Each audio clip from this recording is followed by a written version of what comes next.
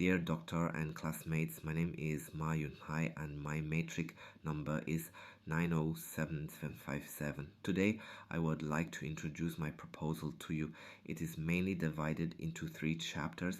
The first chapter is divided into 6 parts. First part, my proposal analyzes the development of cross-border e-commerce in China over the past 10 years, clarify the relationship between cross-border e-commerce and import and export trade, and explore how cross-border e-commerce promotes the transformation and upgrading of China's foreign trade. It also explores the impact of cross-border e-commerce on China's import and export trade, providing a research basis or promoting the healthy development of China's import and export trade through cross-border e-commerce. Let's see the background. As for the background, it can be divided into 2 parts. The first part is about the development of cross-border e-commerce in the world, and the second part is about the development of cross-border e-commerce in China. Over the past 3 years, people around the world have become increasingly comfortable shopping online. So the development of cross-border e-commerce is very good. The World Trade Organization reports that global B2C cross-border e-commerce is expected to maintain a 27% growth rate until 2026. China's cross-border e-commerce is primarily export-oriented, but the proportion of imports is gradually increasing, indicating an improving balance between imports and exports. With improvements in internet infrastructure and increasing internet penetration, especially in Southeast Asian countries, the cross-border e-commerce market is expected to expand further. The second part, a problem statement, research in the field, both domestic and international, has yielded considerable insights, forming a robust foundation for further study, yet discussions on cross-border e-commerce still present ample room for exploration, particularly in 2 areas: indicator selection. The criteria currently used to assess cross-border e-commerce's level and progress are limited. Most data come from subjective surveys, leading to inaccuracies. The existing metrics, focusing on specific year cross-sectional data, fail to effectively capture the dynamic momentum of international e-commerce trade. This limitation hinders comparative analysis across regions, thus affecting the overall evaluation of e-commerce levels. Macro-level impact analysis research on the effects of cross-border e-commerce on imports and exports has predominantly been qualitative, with a narrow focus on enterprise-level or single macro-level investigations. Studies often explore logistics, payment, taxation, and trends without sufficient macro-level analysis or quantitative scrutiny. The study aims to incorporate a broader set of indicators for cross-border e-commerce into regression models to assess its impact on trade more quantitatively, providing a deeper understanding of how cross-border e-commerce influences China's trade dynamics. Next part, I have 2 questions. A is how to evaluate the level of cross-border e-commerce. B is what is the macro impact of cross-border e-commerce on the country's import and export. About research objectives, A is analyze the current situation of China's import and export trade development and cross-border e-commerce and identify existing problems. B is overview of relevant theories and research on the mechanism of cross-border e-commerce on import and export trade. C is empirical analysis of the impact of cross-border e-commerce on import and export trade. About 1.4. The concept of e-commerce came into being in the early 1990s. In general, It is the combination of information technology and commercial trade activity. Cross-border e-commerce, also known as cross-border e-commerce, refers to trading entities located in different regions and countries that conduct transactions, pay and sell through e-commerce platforms, and deliver products to designated customers through cross-border logistics. Cross-border e-commerce is formed on the basis of the development of e-commerce. About 1.5, it is my framework. In terms of specific research, this study includes 5 chapters. Chapter 1, Introduction. The research background and significance, domestic and foreign literature review, research methods, context, structure, and innovation points of this study. Chapter 2, Analyze the current situation of China's import and export trade development and cross-border e-commerce and identify existing problems.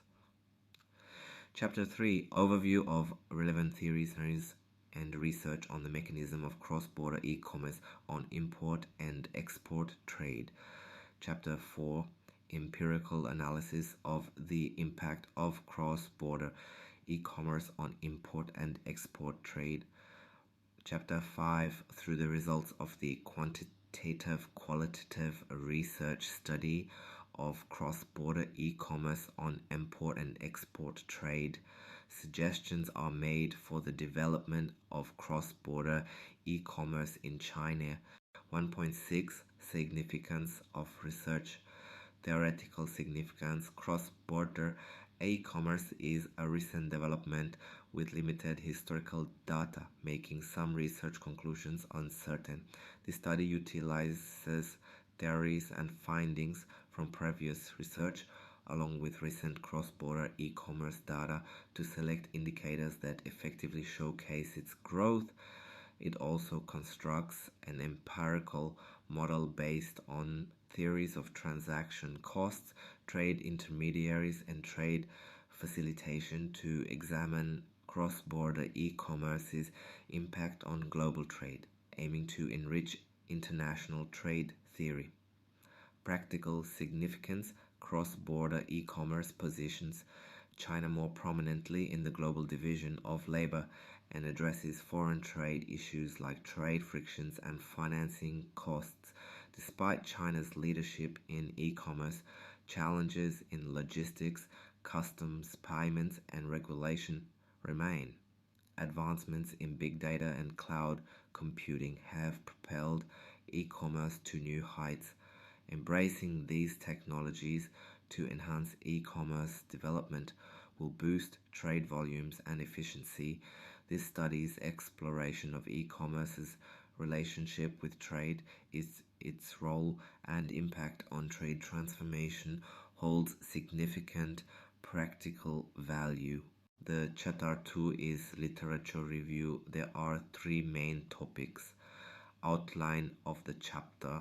This literature review on cross-border e-commerce encompasses 3 main areas: the development and influencing factors of cross-border e-commerce, which highlights the challenges and essential aspects like logistics and technological infrastructure. Research on various indicators used to evaluate cross-border e-commerce's development level, including cost, logistics, and payment methods, and the relationship between cross-border e-commerce and import and export trade, emphasizing how e-commerce has transformed trade process, costs, and international competitiveness, ultimately suggesting a comprehensive examination of cross-border e-commerce's role in shaping global trade dynamics. Main topic. There is a lot of literature analyzing the impact of various factors on cross-border e-commerce, such as logistics, payment, etc. Cross-border e-commerce must navigate numerous challenges, including language barriers, currency liquidity, and business culture differences.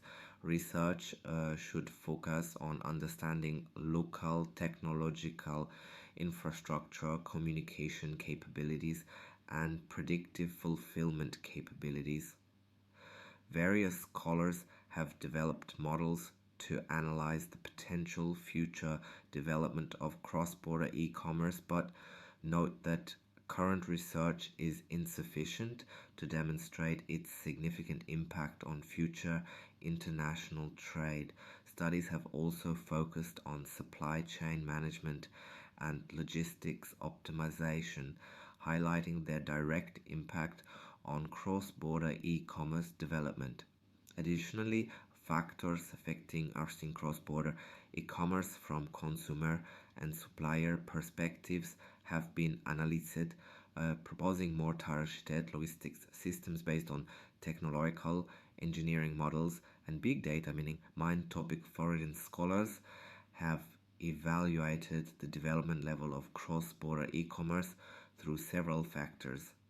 International and Chinese scholars have evaluated the development level of cross border e commerce from various aspects, including costs, logistics, modes, and online payment systems. An evaluation index system has been established incorporating multiple perspectives based on the unique development characteristics and market environment of cross border e commerce in China. This includes assessing the development level and ranking of cross border e commerce in several provinces and cities through survey questionnaires and factor analysis. The third topic of the literature review addresses the intricate relationship between cross border e commerce and import export trade, detailing how e commerce influences trade, transaction costs, business process, and the overall landscape of international trade. It explores e commerce's capacity to enhance foreign trade, upgrading and competitiveness in the global market, emphasizing the transformative role of technological advancements and the internet in facilitating a more efficient, open and competitive international trade environment. Subtopic 3.1 E-commerce has undergone changes in trade transaction costs. Subtopic 3.2 E-commerce has also made changes in trade business processes. Subtopic 3.3 along with technological progress, e-commerce has led to changes in international trade. Subtopic 3.4 E-commerce utilizes the market environment to strengthen the ability of international trade. Subtopic 3.5 E-commerce has promoted the upgrading of foreign trade, but it is still basically at the platform level. The chapter 3 is methodology, outline of the chapter. This article mainly uses three methods to study the issues raised. These three methods are 1. Literature research method, 2. Theoretical analysis method, 3. Empirical analysis method. By bridging the literature's gaps, refining theoretical frameworks, and substantiating claims with empirical evidence, this study contributes to a deeper understanding of the intricate relationship between digital commerce and international trade. Future research should continue to explore this evolving landscape, considering the rapid technological advancements and their potential implications for global trade patterns. Research design. The research design includes a mix of qualitative and quantitative approaches, literature review to identify gaps, theoretical analysis comparing traditional trade theories with cross-border e-commerce, and empirical analysis using statistical data and fixed effect model. Research questions: 1. How to evaluate the level of cross-border e-commerce. 2. What is the macro impact of cross-border e-commerce on the country's import and export? About research setting, context. The research focuses on China, examining the development and impact of cross-border e-commerce on the country's import and export trade over the last decade. About participants, sample. The study, it does not specify participants or samples since it relies on existing data from databases, statistical yearbooks, and other secondary sources. About data collection, instruments, and procedures. Data is collected from China's provincial statistical yearbooks, the National Research Network database, the National Bureau of Statistics, the United Nations database, and other relevant online sources. Indicators representing the development level of cross border e commerce are selected for empirical testing, validity, and reliability of the instruments. This article obtains data from state-issued data and other authoritative journals, which is very authoritative and reliable. Data analysis involves empirical testing on panel data through the fixed effect model to assess the impact of cross-border e-commerce on trade, supported by theoretical insights and literature review findings. Ethical considerations. The proposal does not specifically address ethical considerations, likely due to its reliance on publicly available data and secondary research about limitations. I think there are three in my study. Time frame considerations. The study examines the past decade, a period of significant change for cross-border e-commerce and international trade. However, future developments may diverge from past trends due to new technologies, policies, and global economic conditions. External factors. The impact of external factors such as international trade policies, global economic trends, and technological advancements may not be fully accounted for or controlled in the study's analysis. Finally, conclusion. The study's methodological rigor, grounded in both qualitative and quantitative analyses, promises to offer insights into the nuances of cross-border e-commerce development and its multifaceted impacts on trade. By employing authoritative data sources and robust statistical models, it endeavors to quantify the influence of e-commerce on trade performance, adjusting for regional and temporal variations within China's economy. That's all. Thank you for watching.